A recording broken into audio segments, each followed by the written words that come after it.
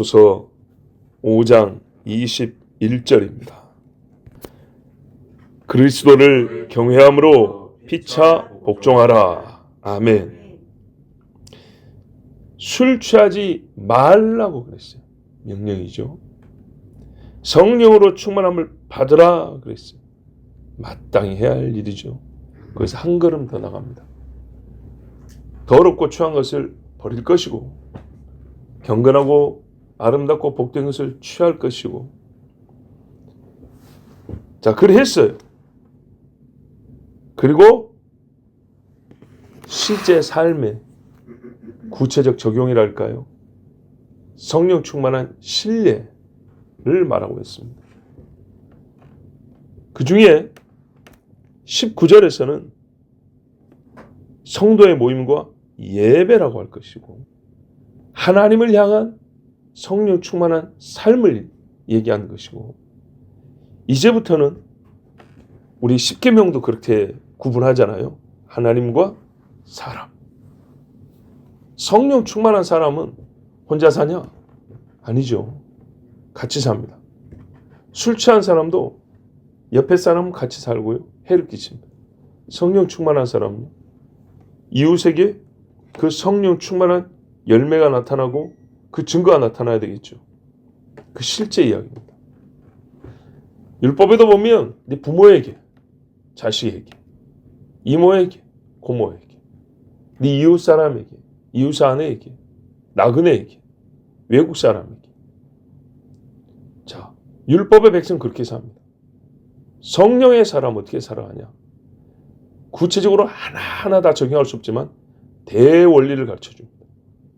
성령의 사람이 이웃과 함께 살아가는 대원리. 피차 복종하라 입니다. 이게 하나님을 기쁘시 하는 자의 삶입니다. 일면이 아니고요. 전반적이고 보편적인 특징입니다. 누구든지 성령 충만한 사람을 하나 딱 꼽으면 그렇게 보입니다. 우리가 유대인들의 사고방식, 하나님이 히브리인에게 주신 아주 중요한 사고방식이 하나 있습니다.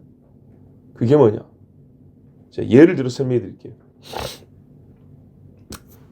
여러분, 소를 알고 싶습니다.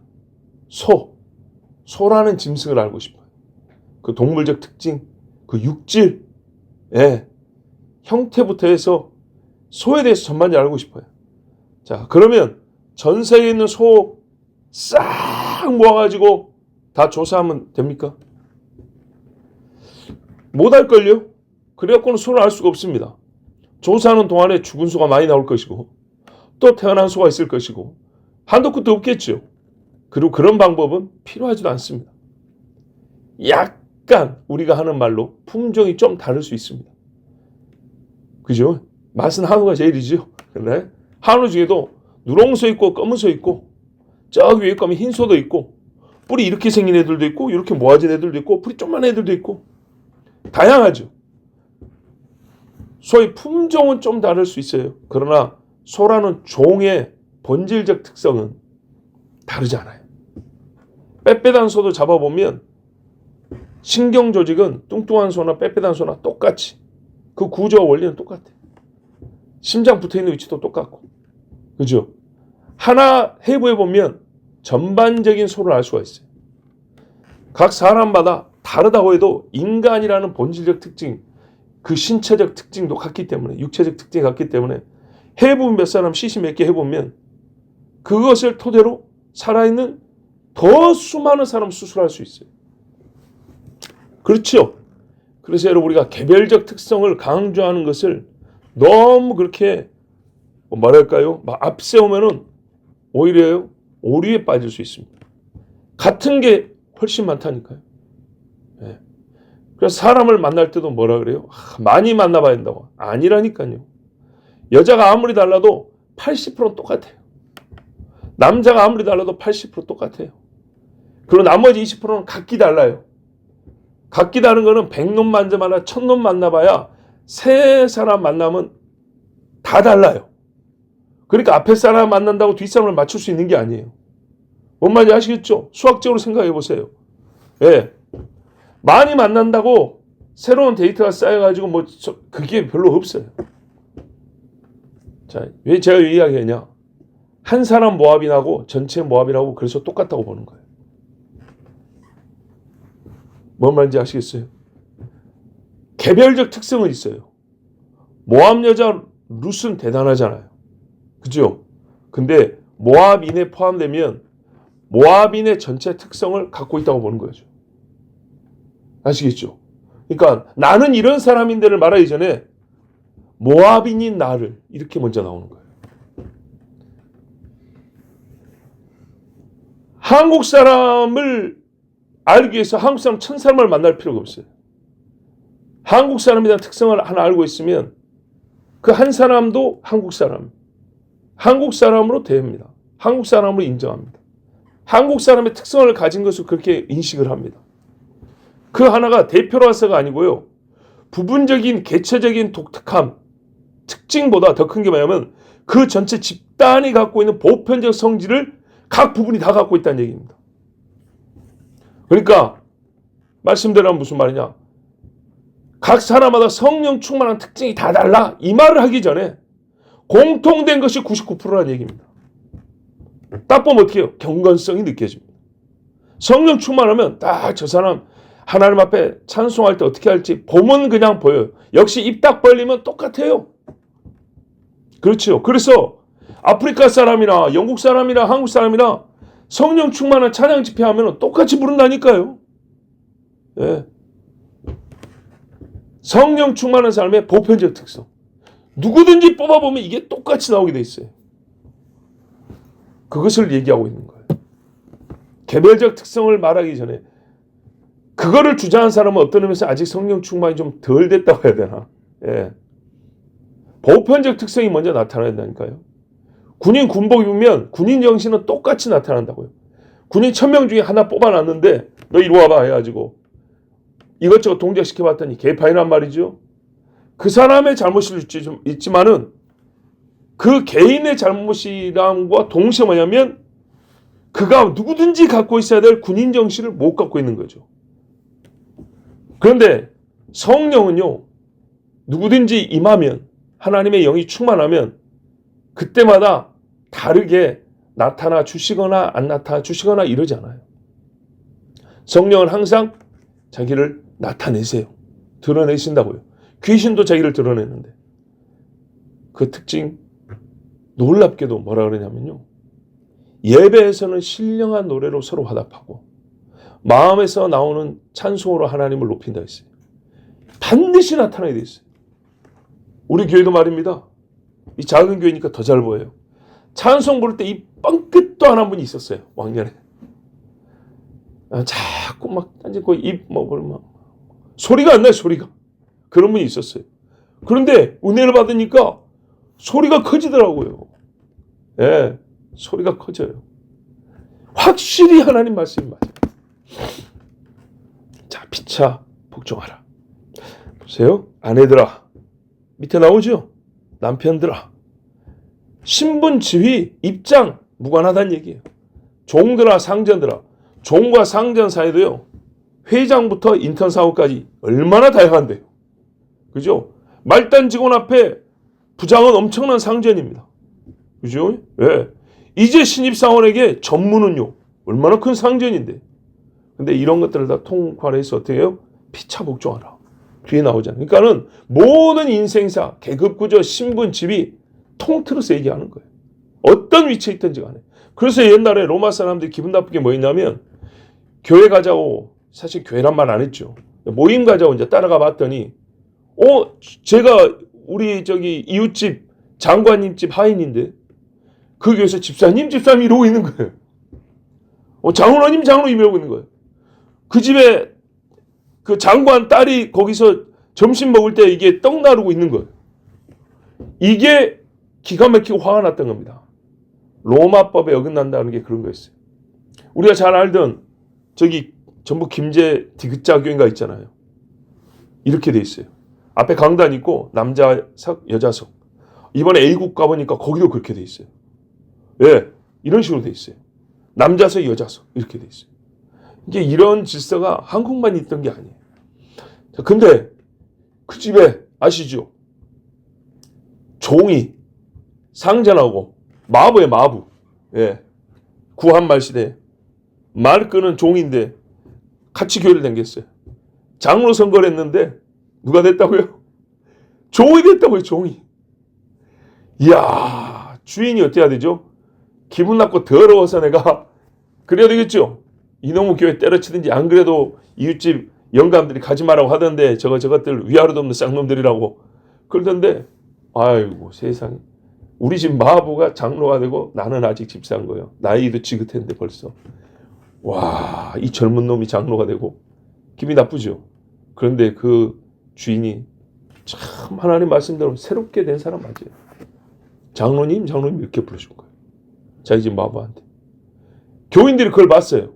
은혜가 될까요, 안 될까요? 되죠. 구한말인데 100년 전 이야기인데. 그 다음 장로 선거에 이 주인도 장로님 됐어요. 당연히 되죠. 나 같아도 찍어 죽었네. 그래가지고 이 주인 장로가 어떻게 했어요? 종 장로를 신학교를 보냈어요. 목사님이 됐어요. 그리고 그 목사님을 그 교회 담임 목사님으로 청빙을 했어요. 그럼 어떻게 해요? 또 목사님 이렇게 했죠. 아이고 장로님 고맙습니다. 그렇게 해서 유명한 교회예요. 네. 이런 게 미담이고 이런 게 참 한국의 간증거리입니다. 정말 아름답죠. 피차 복종하라. 이 말씀이 정말 아름답게 성취되고 실천된 최고의 사례라고 할 수 있습니다. 우리가 알고 있는 이야기 중에는. 진정 이 말씀대로 한다면 여러분, 지금 수많은 정치인들이 큰 소리치는 그 수사적 아름다움, 이 세상을 어떻게 만들겠습니다. 사회를 어떻게 만들겠습니다. 제가 당선되면 우리 도시를 여러분, 피차 복종하라 말 된다면요, 그 사람들이 말한 것보다 훨씬 아름다운 세상 될 것입니다. 진짜 한번 살아볼 만한 세상 될 것입니다. 술 취한 자하고 한번 비교를 해볼까요? 술 취한 자는요, 한마디로 지멋대로입니다. 갖고 있던 법도 버립니다. 맞죠? 예. 어느 때보다 자기를 대단한 사람으로 착각합니다. 그래서 어떻게 하죠? 소리가 커집니다. 평상시에 이러고 있던 애가 몇 잔 들어가면 나! 이게부터 시작합니다. 손대지 마! 그러잖아요. 왜 그러세요? 이런 사람이. 예? 동네 시끄럽게 하는 애들은 술 먹은 애들입니다. 절제가 없죠. 자기를 높입니다. 높이려고 한 게 아니라 술이 갖고 있는 이 못된 힘입니다. 이 마성입니다. 여기서 우리가 알았겠죠. 절제의 벨트가 풀리는 순간 사람은 자기를 높인다. 절제의 첫 번째는 욕심을 이룬다 것으로 끝나는 게 아니고요. 자기 높임입니다. 그러니까 어떻게 해요? 절제를 못하게 되면 자기 높임부터 나옵니다. 건들지 마. 뭐 어쨌다고? 나도 할 말 있어. 이렇게 나옵니다. 그리고요, 자기를 높이려면 효과를 2배를 하려면 어떻게 하죠? 타인을 낮춰야 되죠. 한 2달쯤인가 한 달 전쯤에 여러분 기억하실 거예요. 제가 새벽에 순댓국 먹으러 갔는데 있었던 일. 회사 선후배 간에 대화하는데 남 욕 실컷 하다가 은근슬쩍 자기들끼리 비교로 넘어오더니 이 후배가 학벌이 좀 괜찮은 모양이에요. 예. 자기 여자친구가 이게 고대 다녔다. 그때 내가 그랬죠. 그래가지고 그 여자친구에게 나도 좀 밀리지 않는다. 나도 IQ가 좀 괜찮다. 그래가지고 앞에 선배가 대화도 보니까 약간 말이 어눌하더라고. 그래서 정말 술 취해가지고 하는 말이에요. 정말 내가 순수하게 물어보는 건데, 순수하게? 형은 IQ가 얼마예요? 그게 순수합니까?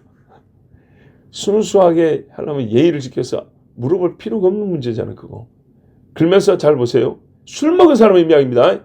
나는 그래도 족밥은 아니야. 형은 얼마야? 이게 뭔 말이에요, 지금? 나보다 좀 떨어지면 너는 뭐다고요? 그거다고. 여러분, 이게 술 취하면 하는 짓이라니까요. 성령이 충만하면요, 반대로 합니다. 남이 창피할까봐 자기가 할 수 있는 것도 줄입니다. 저희 세대는 그래도 고등학교, 대학교를 나왔잖아요. 한 10년 더 됐어요. 저희 여동생들한테 그랬어요. 부모님 앞에서 영어 쓰지 마라. 뭐 잘하지도 못하지만 그래도 쓰지 마라. 그리고 조용히 가르쳐드려야 한다. 어디 갔을 때 필요하다면 내가 아는 수준에서 조용히 가르쳐드리고 이렇게 가서 이렇게 먼저 해주면 되지. 아 이거는 먹어. 엄마 그것도 몰라. 이딴 식으로 하면은 오빠한테 혼난다. 그랬어. 그러니까 꼭 필요할 때가 있죠. 꼭 필요할 때. 이제 부모님도 있고 다른 사람도 있어요. 뭐 그럴 때 어쩔 수 없는 경우도 있겠죠. 그러나 하여튼 자녀의 자세를 말하는 거예요. 이거는 바로 그 부모가 우리는 그 부모가 고생해서 가르쳐서 몇 마디 떠듬떠듬 할 줄 아는 거다.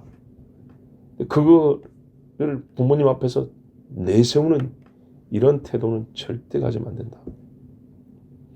자, 성령으로 충만한 사람은 자기를 낮추는 것이 일상이고 하나님을 드러내며 주님의 주권을 시인하는 말을 하면서 삽니다.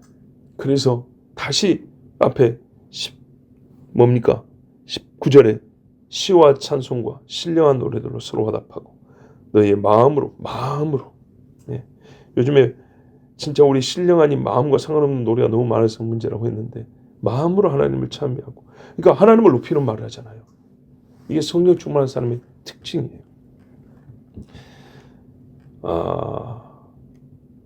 절대로 자아숭배, 자기 경배 나타나지 않습니다.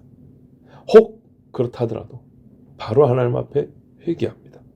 이런 마음의 태도, 여기서부터 시작된 삶의 특성이 매 순간 매사 범사에 나타나는데 피차 복종함이라고 그랬습니다. 그래서 복종이라니까 군대가 당장 떠오른단 말이에요. 예, 특수 명령 집단, 예, 명령 복종 체계를 가진 집단 이제 떠올리는데 그만큼 이게 특이한 겁니다. 그죠? 일반 세상 살면서 복종이라는 말 거부감 가질까 봐라도 안 쓰는 말입니다. 근데 성경에는요 보통 사람이 사는 방식으로 말해주잖아요. 군인 아니고 경찰 아니고 예. 누가 나의 밥줄을 쥐고 있는 그런 상황이 아니라 편하게 서로 대할 수 있는 사이인데도 복종이 성령 충만한 사람의 특징이라고 말해주고 있어요. 이렇게 남편과 아내 사이도 이렇게 나타난다는 겁니다. 참 그렇게 사는 사람이 있으면 눈에 띌까요 안 띌까요? 띄죠. 그래서 예수에는 바로 티가 나는 거예요. 이상한 사람으로 보여서 눈에 띄거나 대단하다, 존경할 만하다 이래서 눈에 띕니다. 이제 자, 복종은 뭡니까? 상호 약속이나 어떤 목적을 위하여 이미 잡혀있는 질서 속에 자기를 구속하고 그러니까요 목적을 쉽게 말하면 국방이라는 목적을 위해 군대 질서라는 잡혀있는 질서 속에 나를 그 속에 집어넣어서 아랫사람이 윗사람의 뜻에 자기 뜻을 굴복시키고 그의 말에 자기 행동을 구속시키는 것. 이게 보통 복종입니다. 예. 상호 약속 계약을 했던 힘에 의해서 그렇게 됐던 간에 아랫사람이 윗사람의 뜻에 나는 없습니다 하고 복속시키는 게 복종입니다. 그런데 보통 동등하거나 나보다 아랫사람에게도 복종한다는 것은 말 자체가 그래서 성립이 잘 안 됩니다. 이해가 안 되는 거죠. 그만큼 특이한 일입니다. 자, 다시 복종하다는 것에 가장 중심된 성격을 말하면 내 권리를 상대방에게 내어주고 상대방의 권리만 유지하는 겁니다. 그게 복종이죠. 네. 둘이 의견 딱 나눴는데 50대 50도 아니고 나는 죽습니다. 당신은 살았습니다. 이거잖아요. 야, 이러한 일이 상관인 내가 부하에게 그렇게 해야 되나? 지배하는 내가 지배를 받는 사람이도 그렇게 해야 되나? 할 수 있나? 어렵죠? 오히려 그거 해가지고 질서가 깨질 수 있거든요.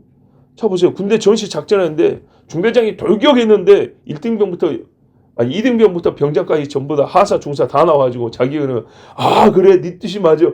어떻게 해야 됩니까? 아무것도 못합니다. 아무것도 진짜 몰살 당합니다. 그래갖고 그러니까 나의 뜻과 의지는 무의미하게 만들고 상대의 뜻은 무엇인지 다 수용하고 가능케 하는 것, 그것을 복종이라고 말하는 것은 아닙니다. 무조건이라는 단어가 붙지는 않습니다.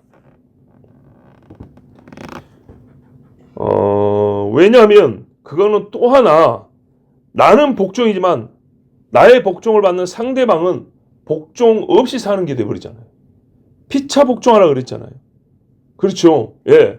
내가 혼자 열심히 복종하는 것은 오히려 거꾸로 상대방이 남을 복종시키는 자가 되게 해버리는 꼴이 되잖아요. 가만히 있을 때는 서로 의견을 교환하는 사람인데 내가 너무 복종해버리니까 상대가 반사적으로 말입니다. 동등하고 싶다가도 남을 굴복시키는 상전이 돼버리는 듯한, 내가 억지로 이렇게 막 떠밀려 올려버리는 꼴이 돼버리잖아요. 그래서 무조건 막 남의 생각만, 남의 뜻만 예의하고 나는 아무 할 말이 없습니다. 나는 뜻이 없는 사람입니다. 이걸 의미하는 건 아니라는 거예요. 상대도 나에게 복종을 해야 되는데 그렇게 할 수 있도록 같이, 참 지혜가 필요합니다. 그러나 내가, 이런 경우죠. 이런 경우. 그가 옳아요. 그가 옳은데도 내가 높기 때문에 그런 나의 주장을 강요하거나 이러지 않는다는 겁니다. 유다가 보세요. 야곱의 아들 유다. 자기 며느리하고 그 불미, 그렇죠. 절대 아름답지 않죠. 그런 일이 있었어요. 거기서 뭐라고 했습니까? 그는 나보다 옳도다 했다고요. 요거 이야기입니다. 그리고 그 며느리가 낳은 애들 둘이 데리고 아버지 앞에 딱 갔다고요. 죄의 열매를 가지고 갔다고요. 아버지 집에 다시 들어갔어요. 언제 형제들이 불어버릴지 몰라요. 유다 제가 요새 팔자고 했다고. 술 취하고 한 방이면 다 틀어져 나오는 건데, 그 무서워서 나갔던 건데, 더 큰 죄를 지금 아직 해결되지 않는 두 죄를 가지고 아버지 집으로 들어왔어요. 이제 여기서 어떻게 해요? 아버지가 죽이든지 살리든지 매를 때리든지 너는 내 새끼 아니라고 하든지 어쨌든 아버지 속에 살겠다는 겁니다. 그게 어떻게 나왔어요? 며느리 막 잡아 죽이려고 하다가 그가 나보다 옳다, 이 한마디 했어요. 보아스가 말입니다. 룻 모함 여자입니다. 하대해도 누가 아무 말도 안 합니다. 종들도 하대를 했는데 그걸 못하게 했습니다. 싹군도 아니고 거지입니다. 거지. 떨어진 거 줍는 거지라고요. 오늘 일꾼도 아니고. 근데 일꾼처럼 대해줬어요. 그리고 자기를 취하라고 이불 속으로 들어왔어요.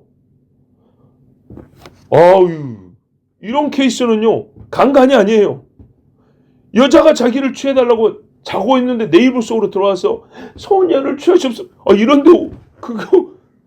그런데 보세요. 보아스가요, 하나님 말씀 따라서 알았다. 뜻을 알았다. 그리고 사람들이 보면 너 욕한다. 남들 일어나기 전에 일찍 돌아가라. 그리고 여기 보리대박 넣어줄 테니까, 담아줄 테니까 갖고 와서 어머니랑 밥에 먹으라. 이랬다고요. 보십시오. 복종이라니까 너무 막 굽신굽신하는 게 그런 게 아니고, 보세요. 이 모함 여자가 원하는 방식이 있단 말이에요. 원하는 뜻이 있어요. 근데 그게 지금까지 어떻게 했어요? 굉장히 그 어머니의 지혜를 따라 이 베들레헴 사람의 풍속, 유대인의 풍속과 법을 알고, 기업물을 짭니다. 요거를 요구를 했다고요. 여기에 대하여 알았다고. 내가 그건 무시해도 되는데, 그렇다. 그러면 내가 기업물을 짜의 일을 해주마. 이런 식의 아름다운 피차 복종이라는 얘기입니다. 그가 나보다 의로운데도 내 자존심 때문에, 내 지위 때문에 부정한 일을 한다면, 그 아니야! 이렇게 해버린다면 결국 두 사람 모두에게 또 그들이 속한 공동체의 해가 됩니다. 이때 그리스도인을 생각합니다. 오늘 사실 그리스도를 경외함으로를 다 보지를 못합니다. 다음 시간에 볼 것인데, 이렇게 복종할 수 있는 이유가 바로 이 그리스도를 경외함의 조건이잖아요. 전제입니다. 자, 오늘 짧게 한번 나면 그리스도인은 그리스도를 생각합니다. 히브리서 12장 2절에 믿음의 주여 또 온전케 하시는 이인 예수를 바라보자. 저는 그 앞에 있는 즐거움을 위하여 십자가를 참으사 아버지의 뜻에 따르겠습니다. 부끄러움을 개의치 아니하여, 엄청나게 부끄러운 일이었어요. 하기 싫었어요. 근데 나의 뜻대로 하지 마옵시고 아버지의 뜻대로. 그래서 제가 이거를 복종이라고 표현했다니까요. 이 세대 사람은 설득력 또는 뭡니까? 동기부여라는 말로 순종 이렇게만 써는데 성경에는 순종만 있는 게 아니라니까요. 예? 갈 바를 알지 못하고 갈 때는 굉장히 큰 두려움이 있었고 걱정이 있었어요. 근데 믿음으로 이거 복종이에요. 복종. 복종 얼마나 아름답냐 이겁니다. 싸울 힘이 있지만 칼락 딱 놓고 졌습니다. 얼마나 아름답냐고요 그것도. 예? 부끄러움을 개의치 아니하시더니 하나님 보좌 우편에 앉으셨느니라. 아멘. 예? 우리가 피차 복종할 수 있는 이유는 아니 그래야 하는 이유, 할 수 있는 이유뿐만 아니라 그리해야만 하는 이유. 다음에 보겠지만은 그리스도를 두려워하기 때문입니다. 예수님을 본받아만이 아닙니다. 참 말씀입니다. 너희가 그리스도를 본받아 피차 복종하라 일이 안 했다고. 사실 본받아도 말이 되잖아요. 예수님이 했어요. 주와 선생으로 내가 너에게 본을 보여 나의 행한 대로 하려 함이니 너희가 서로 발을 씻어주는 것이 마땅하니라. 본받아도 논리도 되고 문장도 매끄러울 것 같아요. 근데 그리스도를 두려워하래요. 저 카톨릭이 제일 기분 나빠하는 게 그리스도를 두려워. 예? 그래서 안 무서운 마리아 엄마한테 가서 빈다는 건데 성경하고 얼마나 배치된가 보세요.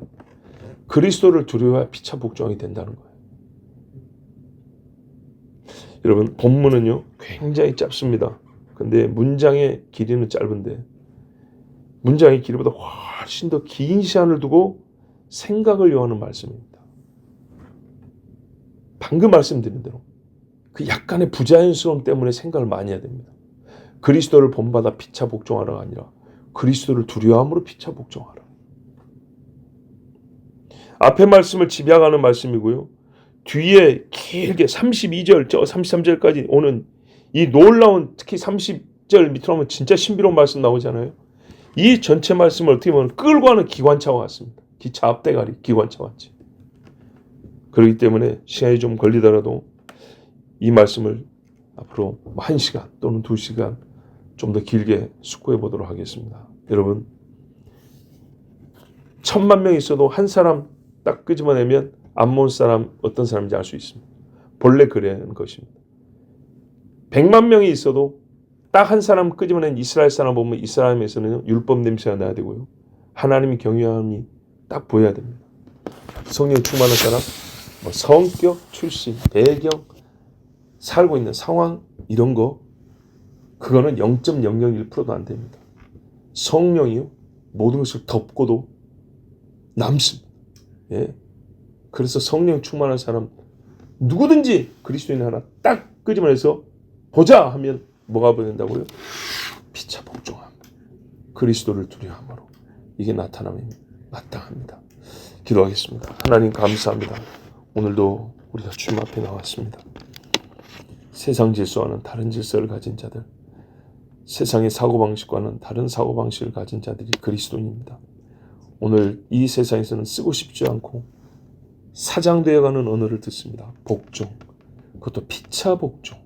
아직 세상에 남아있는 복종은 아랫사람이 윗사람에게 먹고 살기 위해서 하는 것이 복종인데 주님께서는 내가 남을 먹여 살리더라도 복종하라 하였습니다. 하나님의 의를 이루기 위하여 곧 그리스도를 본받고 더하여 그리스도를 두려워하기 때문에 그리해야 한다 하였습니다. 그러고 보니 구약시대 사람들도 그랬습니다. 하나님을 두려워했기 때문에 서로 복종했습니다. 하나님을 두려웠기 때문에 왕자 요나단이 도망자 다윗에게 정말 그가 행한 것을 보면 복종이란 말할 밖에 더할 것이 없습니다. 오 주여 감사합니다. 이 세상을 살아가는 그리스도인, 세상에 눈에 띄는 성령이 충만한 자, 아버지 우리에게 복종의 표가 있게 하여 주시옵소서. 아멘. 예수 그리스도의 이름으로 기도하옵나이다. 아멘.